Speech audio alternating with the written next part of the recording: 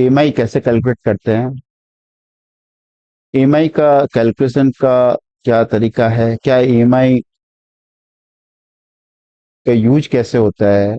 Formula क्या है principal amount calculate करने का, इंटरेस्ट अमाउंट कैलकुलेट करने का, लोन शेड्यूल का यूज क्या होता है, लोन शेड्यूल क्यों बनाते हैं, क्या इंटरेस्ट रेट ऊपर नीचे ज्यादा या कम होने से कुछ सेविंग या कॉस्ट बढ़ सकती है हमारी, और इसकी बुक्स में जर्नल एंट्री किस तरह से कर सकते हैं, इसके बारे में आज हम बात करेंगे। तो ये ये सब डिस्कशन आज आपके डिसीजन मेकिंग में बहुत हेल्प कर सकता है। तो वीडियो को आप ध्यान से देखिए, आप भगा भगा के मत देखिए, पूरा वीडियो देखिए। और वीडियो देखने के बाद आप सब्सक्राइब करिए, लाइक करिए और अपने कमेंट करिए, जिससे कि हम और कोई वीडियो में सुधार करना हो तो उसको सुधार कर सकते हैं। तो चालू करते हैं हम अपना वीडियो। हाँ, लोन शेड्यूल।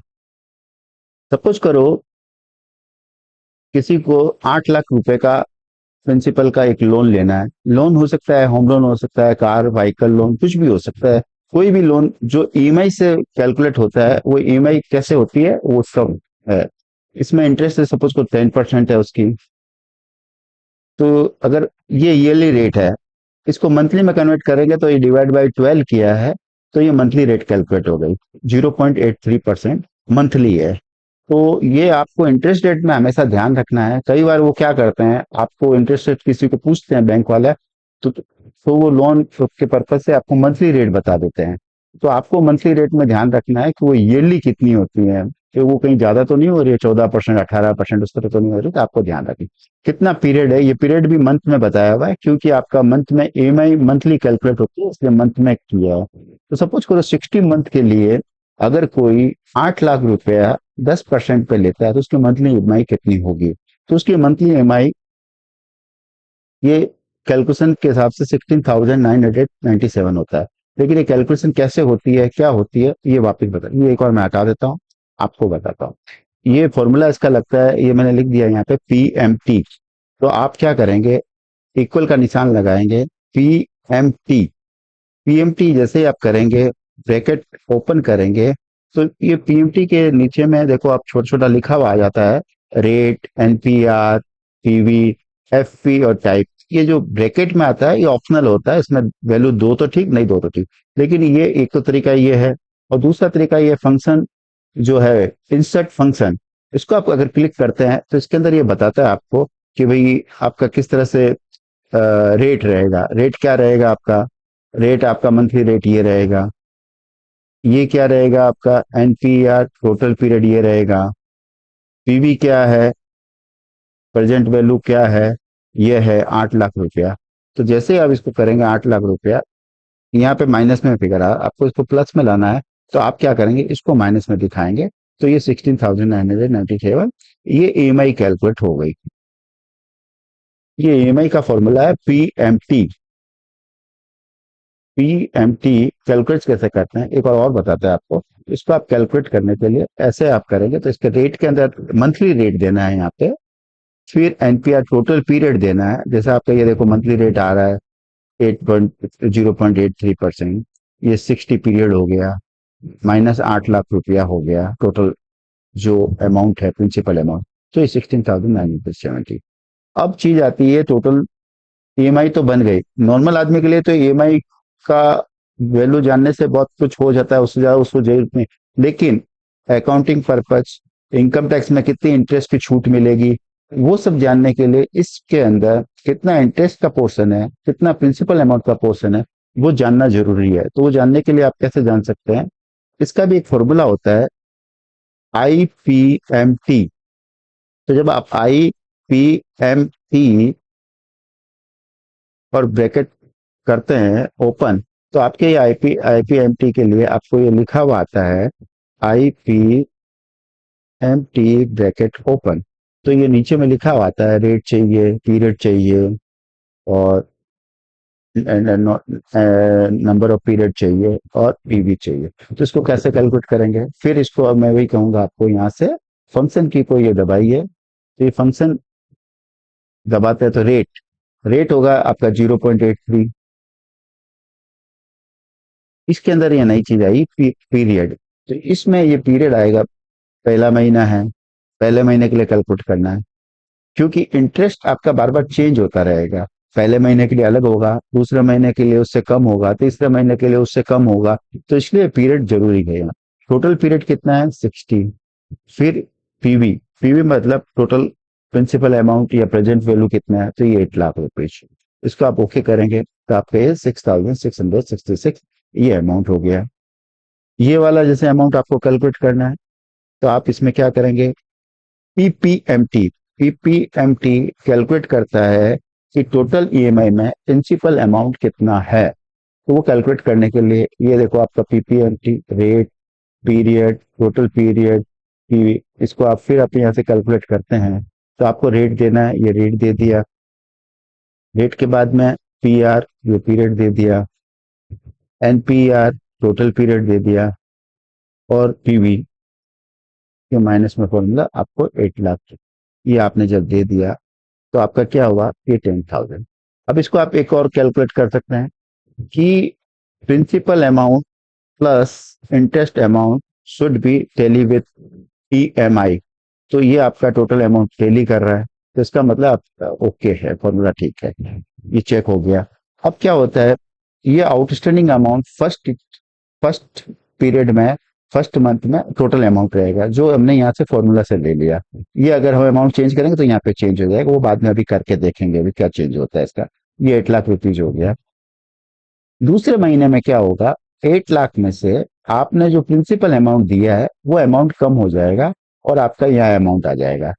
इस अमाउंट में आउटस्टैंडिंग में सिर्फ प्रिंसिपल अमाउंट ही कम होता है, इंटरेस्ट अमाउंट कम नहीं होता है। ठीक है, तो ये आपका नेक्स्ट मंथ के लिए आपको ये फॉर्मूला लगा दिया आपने, C7 - D7। तो C7 ये है आउटस्टैंडिंग 8 lakhs माइनस D7 10,030। तो ये फॉर्मूला लगा के रख दिया। तो क्या सिंपल फॉर्मूले, यही फॉर्मूले नेक्स्ट मंथ में काम आ जाएंगे? यस, काम आ जाए, लेकिन थोड़ा सा चेंज करना पड़ेगा। चेंज आप F2 करके आप देखेंगे, फंक्शन F2 करके, तो ये फॉर्मूला आपका यहाँ टाइप होके आता है और यहाँ पे भी टाइप रहता है।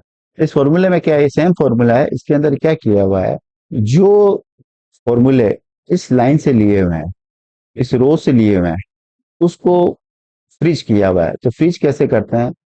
फ्रीज बेसिकली क्या करते हैं, फ्रीज कैसे करते हैं? फ्रीज करने के लिए आपको क्या करना पड़ता है,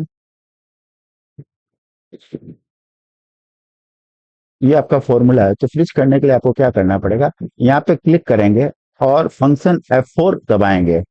फिर जैसे B8 है, B8 में आपको फ्रीज नहीं करना है क्योंकि चेंज होता रहेगा, तो B8 छोड़िए। सिर्फ मैंने आपको जैसे बोला कि सिर्फ ये आपका, ये इसके अंदर रो में जो है आपका 3 नंबर रो का है, तो 3 नंबर जहां जहां है, F3 है, C3 है, इन सबको फ्रीज करना है। फ्रीज करने के लिए अगर आप F3 पे आएंगे यहाँ पे तो उसको फ्रीज करेंगे, C3 पे आएंगे फ्रीज करेंगे। ये एक बार मैं आपको जैसे इसका स्विच करने का बता देता हूँ, जैसे कि तो आपको समझ में आ जाए। जैसे आपका ये वापस एक बार डिलीट कर दिया, आपको वापस पीपीएमटी का फॉर्मूला लगाना है। यहाँ पे पीपीएमटी ब्रैकेट स्टार्ट किया, आपको फॉर्मूला में क्या है, सबसे पहले आपको रेट चाहिए, ये रेट दे दिया। आप यहीं पे आप फॉर्मूला उसमें उसको फंक्शन F4 भी कर सकते हैं, फंक्शन F4। फंक्शन F4 करने से ये आपका फ्रीज हो गया। पीरियड, ये सेकंड पीरियड है, इसको आपने नहीं चेक करना। सिर्फ मैंने आपको बताया कि जो ये 3 नंबर रो से जो ले रहे हैं डाटा, उसको आपको फ्रीज करना है। ये फिर यहीं पे फ्रीज कर दिया फंक्शन। ये आपका टोटल अमाउंट है, इसको आपको जैसे पता है कि माइनस में लेना है इसको, तो ये माइनस में ले लिया। ये माइनस में लेके फिर इसको फ्रीज करना है। यहाँ पे आप इसमें कहीं पे भी क्लिक कर सकते हैं, इसके C3 आगे पीछे टोटल सेलेक्ट करके भी कर सकते हैं, और आप फंक्शन F4 करेंगे तो ये हो गया, सी सारा सिलेक्ट हो गया और ये ओके हो गया। तो इसी तरह से ये फॉर्मूला जैसे आपका है, इसको भी इसी तरह से किया हुआ है कि फॉर्मूला सेम है कि भाई आपका रेट यही रहेगा 83, पीरियड आपका टोटल पीरियड ये रहेगा। इंटरेस्ट के लिए ये पीरियड चेंज हो जाएगा, ये B8 है, ये आपका ओपन रहेगा। बाकी में आपका ये डॉलर के थ्रू आपको इसको फंक्शन F4 की के थ्रू आपको इसको फ्रीज करना है, तो जिससे क्या आप ईएमआई कैलकुलेशन जैसे आपका होता है। ईएमआई कैलकुलेशन वैसे तो जो 1 महीना का पहले जो आ गया है वही बाद में आता है, कोई चेंज नहीं होता है। फिर भी आप इसको फॉर्मूला के थ्रू भी लगा सकते हैं, या इसको आप एक ये भी कर सकते हैं, इक्वल टू करके आप इसको सेल रेफरेंस भी दे सकते हैं। तो अब हमारा ये हो गया। तो अब ये हम इसको क्या कर सकते हैं, इस सेल को हम यहाँ पे कॉपी कर सकते हैं। ये कॉपी हो जाएगा, ये भी कॉपी हो जाएगा।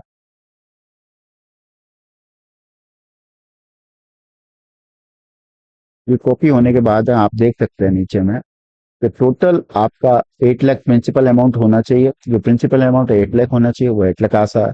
इसके ऊपर इंटरेस्ट 2,90,000 है, वो आ रहा है। और टोटल अमाउंट ईएमआई का 10,19,858 है।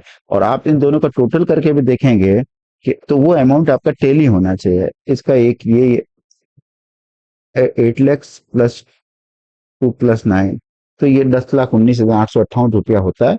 तो कि इसका मतलब आपका ये टेबल जो बनी हुई है, ये लोन शेड्यूल एकदम ठीक है। अब ये लोन शेड्यूल बन गया आपका। लोन शेड्यूल का यूज क्या है? लोन शेड्यूल एक, जैसे मैंने बताया कि इनकम टैक्स के पर्पज से इसमें इंटरेस्ट अमाउंट कितना है, हर हर साल आपको देखना रहता है, तो वो आप देख सकते हैं। इसकी जब आपको जर्नल एंट्री करनी पड़ती है अगर बुक्स में, तो एंट्री करते समय भी ये बहुत हेल्पफुल रहता है। उसका हम आपको आगे बताते हैं कैसे यूज किया जाता है इसको। तो ये 8 लाख हो गया। अगर हम इसको अमाउंट को अगर चेंज करते हैं, सपोज करो यहाँ पे हम 10 लाख रुपया कर देते हैं, तो हमारा ये क्या होगा कि लोन शेड्यूल ये 1 लाख रुपया हुआ। 1 लाख रुपया होने से ये पोजीशन ये होती है, और आपका 10 लाख रुपया होने से ये पोजीशन होती है। 10 लाख होने से आपका 21,000 रुपीज हो गया। अगर हमको लगता है कि 21,000 रुपीज हमारा अभी कम है, हम ईएमआई ज्यादा चुका सकते हैं, उस केस में आप पीरियड कम करवा लीजिए। बैंक को बोल के आप पीरियड कम करवा लेंगे, तो आपका क्या हो गया, 25,000 रुपीज हो गया। हम 25,000, अगर हमारे को लगता है कि हम पे नहीं कर सकते, अभी 20,000 में पे नहीं कर सकते हम, तो इसको पीरियड को बढ़वा लीजिए। पीरियड बढ़ाने से आपके पास हो जाएगा 18,525 पर मंथ आपको देना पड़ेगा। तो इसका कैलकुलेशन आप पहले एक कर सकते हैं, जिससे कि आपका अपना बजट आप अपना चेक कर सकते हैं किस तरह से हम पे करेंगे। हर महीने का ये एक पेमेंट आएगा, तो इसको कैसे करना है, तो आप इसको बना सकते हैं। इंटरेस्ट रेट भी चेंज हो सकती है, तो इंटरेस्ट रेट क्या चेंज हो सकते हैं, अभी हमें इसको एक बार 8 लाख रुपीज पे कर देते हैं वापिस, और ये 60 पे कर देते हैं। तो ये एक आपका एक शेड्यूल बन के तैयार होगा। ये मैं एक्सेल सीट है, आपको अटैच कर दूंगा वीडियो के साथ में, तो आप इसको बाद में भी आराम से देख सकते हैं। और इसके रेफरेंस और कोई कंफ्यूजन हो आप मेरे को कमेंट कर सकते हैं। अब इसका ये जो बनाते हैं, ये लोन शेड्यूल जैसे आप बना, हर बार ये इतना बनाते हैं 60 पीरियड का है, अभी 120 पीरियड का होता है। क्या इस तरह से लोन पीरियड पूरा बनाने के बाद ही हम कुछ डिसीजन ले सकते हैं, कि हम कोई समराइज क्वेश्चन बना के भी डिसीजन ले सकते हैं? यस, हम अपना एक समराइज क्वेश्चन बना के भी डिसीजन ले सकते हैं। सपोज करो हमारा बेस केस अभी है 8 लाख रुपीज का, और 10% इंटरेस्ट रेट है, मंथली डिवाइड बाई 12 करके ये रेट है, 60 पे 16,900 है। तो इसका टोटल इंटरेस्ट होता है 2,19,000 रुपया और 10,19,000 रुपया। जबकि हमने डायरेक्ट कैलकुलेट किया है, हम लोन शेड्यूल के हिसाब से नहीं है। लोन शेड्यूल के हिसाब से हम चेक कर सकते हैं कि हमारा लोन शेड्यूल में यही 2,19,000 रुपया इंटरेस्ट आ रहा है, तो हम इसको चेक कर सकते हैं। 2,19,000 रुपया हमारा इंटरेस्ट आ रहा है, ये 2,19,000 और 10,19,000 टोटल आ रहा है। तो ये चेक हो गया, ये चेक हो गया। अब अगर हम इसको चेंज करते हैं अलग अलग पीरियड में, सपोज करो हमारा इंटरेस्ट रेट डिक्रीज हो जाता है इसी पे, अगर हमारा ½ % इंटरेस्ट रेट डिक्रीज होता है, तो 5 साल के अंदर आपको कितना इंटरेस्ट का फायदा हो सकता है? 2,19,000 जो इंटरेस्ट देना था, वो 2,08,000 का देना। तो इसलिए आप कभी भी बैंक के साथ डिस्कस करते हैं, उसके इंटरेस्ट रेट पे बहुत ध्यान दीजिए। इंटरेस्ट रेट को कैसे उससे बात कर सकते हैं, कौन सी बैंक इंटरेस्ट रेट कम देता है। दिखने में लगता है कि ½ % है, लेकिन ½ % जाके वो 12,000 रुपये, 11,768 रुपया हो जाता है आपका 5 साल में। तो आपको ये ध्यान रखने की जरूरत है कि इस तरह कैसे बचाया जा सकता है। तो इसलिए इंटरेस्ट रेट को अच्छे से नेगोशिएट करना चाहिए आपको। फिर है कि अगर इंटरेस्ट रेट आपका इंक्रीज हो जाता है, अगर इंटरेस्ट रेट इंक्रीज होता है, सपोज करो 10 की जगह 10.5% है, ½ % बढ़ता है, तो ½ % बढ़ेगा तो आपको कितना उसमें कितना एक्स्ट्रा पैसा लगेगा? 2,19,000 माइनस 2,31,000, 11,000 रुपया आपको एक्स्ट्रा लगेगा, 11,849 रुपया। जैसे डिक्रीज हुआ तो 11,768 का फायदा, इंक्रीज होने से भी कई बार क्या होता है कि इंटरेस्ट रेट आपका बीच बीच में आता है बैंक इंटरेस्ट रेट बढ़ा देता है, तो उस समय क्या बर्डन आएगा, तो उसका ये बर्डन आने का ये है, उस समय आपकी ईएमआई बढ़ जाती है। पीरियड फिक्स रहता है तो ईएमआई बढ़ जाती है, क्योंकि हम बैंक को जब देते हैं तो उसके साथ अपना एग्रीमेंट रहता है उस तरह से कि हमारा ईएमआई बढ़ा सकता है, या ईएमआई बढ़ा सकता है या पीरियड बढ़ा सकता है। दोनों ही केस में उतना ही इंटरेस्ट का आपको नुकसान होगा। इंटरेस्ट, अगर हम पीरियड डिक्रीज करते हैं, सपोज करो हमारे पास लगता है कि पैसा ज्यादा आ गया है और हम पेमेंट ज्यादा कर सकते हैं, तो सपोज करो तो हम ज्यादा कितना पेमेंट हम ज्यादा कर सकते हैं। सपोज करो हम हमको लगता है कि हम 20,000 रुपये तक पेमेंट कर सकते हैं, तो हम इसको सपोज करो बैंक से बात करके इसको पीरियड को डिक्रीज करवा सकते हैं। हम 48 मंथ में पेमेंट कर सकते हैं, तो क्या होगा, इस केस में आपका इंटरेस्ट डाउन हो जाएगा। ये 20,000 रुपये के अगर हम ले सकते हैं तो 173 हो गया। इस केस में आप देखोगे तो आपको कितना फायदा हो सकता है, 2,19,000 की जगह आप 173 का पेमेंट करके 45,000 रुपीज टोटल 4 साल में बचा सकते हैं। तो लेकिन आपको पेमेंट ज्यादा करना पड़ेगा। अब दूसरा ये है कि आपके पास पेमेंट करने के लिए रुपया नहीं है, लेकिन आपको 8 लाख रुपया बैंक से लेना है, तो हम क्या कर सकते हैं, हम बैंक से रिक्वेस्ट कर सकते हैं कि हमारा पीरियड जो है बढ़ा दें।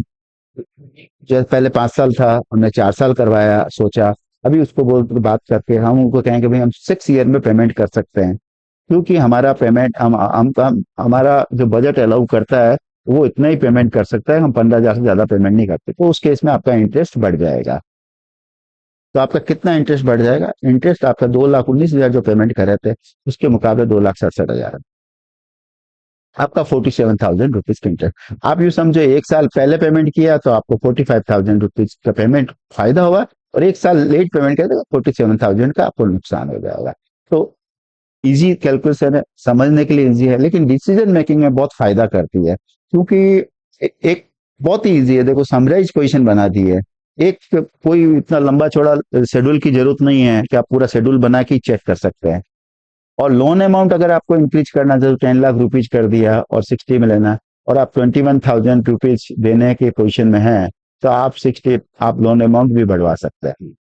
तो इस तरह से आप एक डिसीजन ले सकते हैं। इस तरह से ये डिसीजन यूटिलिटी हो गया, इससे आपको पता चल जाता है कि इंटरेस्ट रेट बढ़ेगा तो हमको कितना ज्यादा देना पड़ेगा, इंटरेस्ट घटेगा तो हमको कितना फायदा होगा, पीरियड बढ़ाने से क्या फायदा होता है, कम करने से क्या फायदा पीरियड कम करने से कितना हमको ईएमआई ज्यादा पेमेंट करें। तो ये अपनी बजट के हिसाब से आप सोच सकते हैं, और बैंक के साथ आप नेगोशिएट भी कर सकते हैं।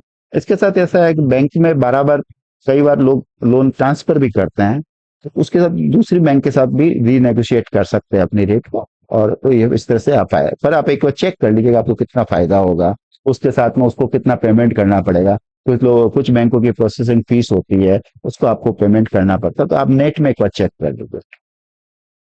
ये एक पार्ट हो गया, आशा करते हैं ये आपको समझ में आया होगा। और एक एक पार्ट होता है एंट्रीज का। एंट्रीज उनके लिए है, एंट्रीज वैसे सबके लिए अलाउ करनी होती है, लेकिन बिजनेस और फर्म को तो जरूर करनी पड़ती है एंट्री।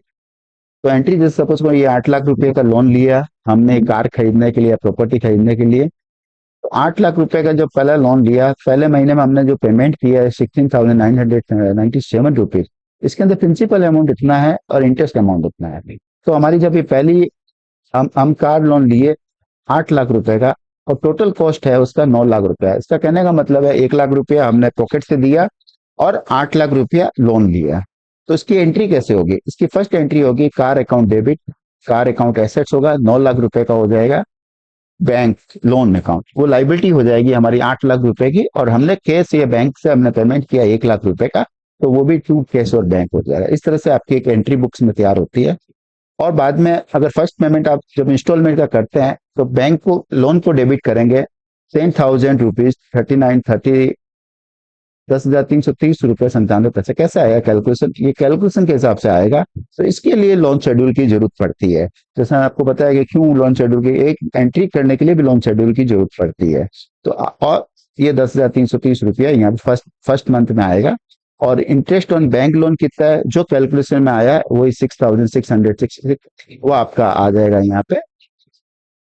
और टोटल अमाउंट बैंक से पेमेंट कितना होगा टू केस या बैंक बैलेंस, आपका 16,997.64, ये बैंक के थ्रू पेमेंट है। ये बैंक के थ्रू मंथली आपका डायरेक्ट पेमेंट हो जाता है। सेकंड पेमेंट जब होगा तो आप देखिए इंटरेस्ट रेट में फर्क है, इंटरेस्ट में फर्क है, 10,330 था, अभी 10,417 हो गया। तो 10,417 कैसे हो गया, यही इसमें, ये आपका जो लोन शेड्यूल बना हुआ है उसी में से लिया हुआ है। ये 10,417 होगा, ये 6,000, इंटरेस्ट कम होता जाएगा पर प्रिंसिपल अमाउंट बढ़ता जाएगा, लेकिन ईएमआई बराबर एक जैसी रहेगी। तो इस तरह से हर महीने की एंट्री होती रहती है। और आपके एंट्री करने के बाद में बुक में बैलेंस जो रहता है बैंक लोन का, वो लोन शेड्यूल से टेली होना चाहिए। जैसे कोई महीने में, कोई साल में अगर 12 पेमेंट होता है, लेकिन कई कोई साल में हो सकता है 10 पेमेंट हो, कोई साल में 5 पेमेंट हो। जैसे आपने सपोज को जनवरी में पेमेंट लोन लिया, तो जनवरी फरवरी 3 महीने का पेमेंट है, 3 महीने के बाद में जो आपका आउटस्टैंडिंग बचना चाहिए उतना ही बुक्स में आपका बचना चाहिए। ये एक चेक कर सकता है।